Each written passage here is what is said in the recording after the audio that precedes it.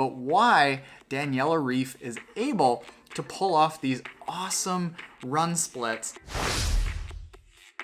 Oh, and she's paused like, ew. To the trolls. What's up, Trainiacs? By the end of this video, you're gonna think that I think Daniela Ryf is a brutal runner. You're gonna think that I think she has a brutal running stride.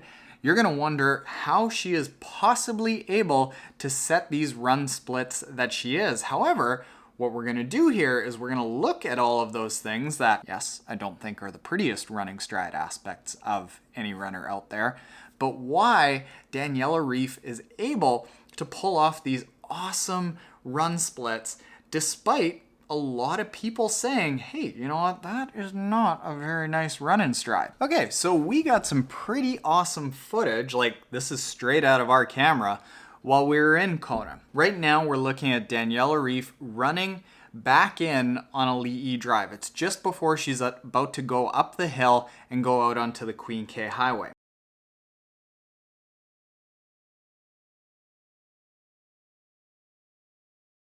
The couple of things that Daniela Ryf has always been criticized for with her running form is right there. You can see that with her left arm, she kind of comes over and it's like a cross punch. I don't know, I don't box. It's like a left cross. She kind of comes across her center line, whereas with her right arm, she's got really good natural cadence, kind of keeping it at that 90 degrees and just a natural arm carry. Now, in addition to that, looking at her from the side here,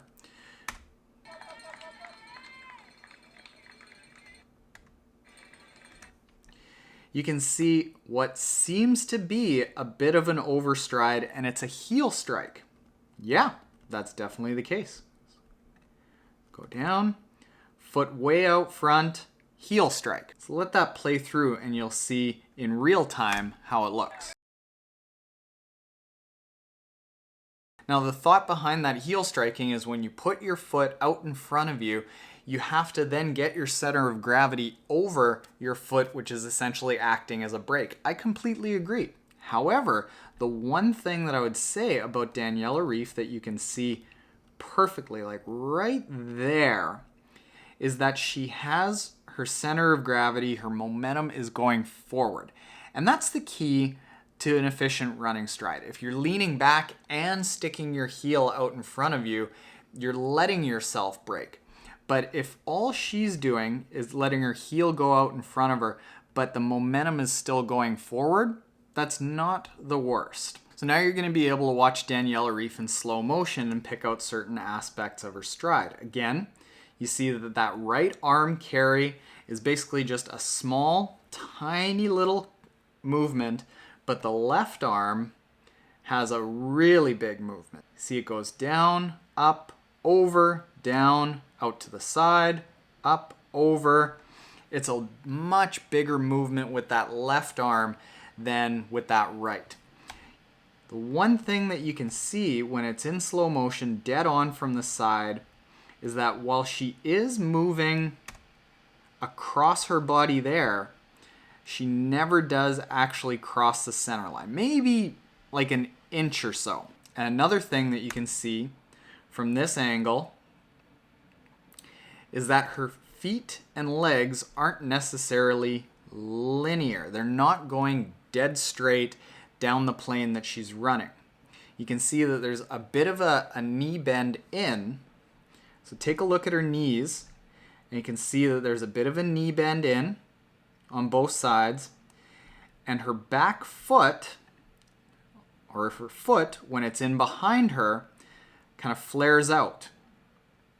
It's not like she's pigeon-toed. What's the other way? Unpigeon-toed? Did I actually pause that at a point that it looks like she's picking her nose? I did.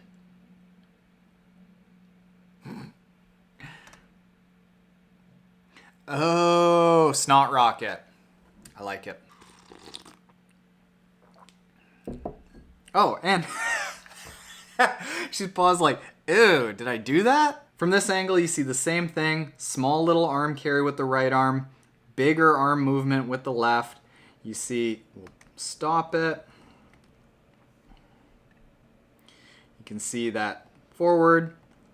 She does land on her heel on the right foot and the left. Okay, now why am I not sitting here tearing her apart and be like, Daniela Ryf, how in the world do you run? You've got to fix this. Well, you remember when all that hullabaloo was around where you're like, you have to forefoot strike, you have to be a barefoot runner, you have to land under your center of gravity. True runners were actually looking at those recommendations and being like, this is such bullshit that it doesn't matter. What's actually been found is that yes, if you have more minimal shoes, if you land under your center of gravity, if you midfoot or forefoot strike, it is a more efficient style of running. However, real true runners that run a long time have any different number of running styles. They heel strike, they land out in front, they have different arm carries.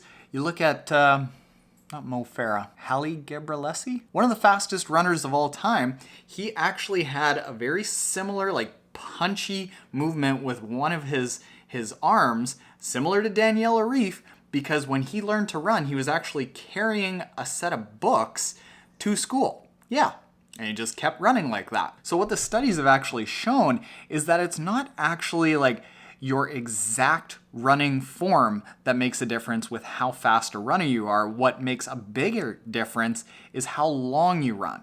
And by that I mean like how many miles you put in over the course of your life.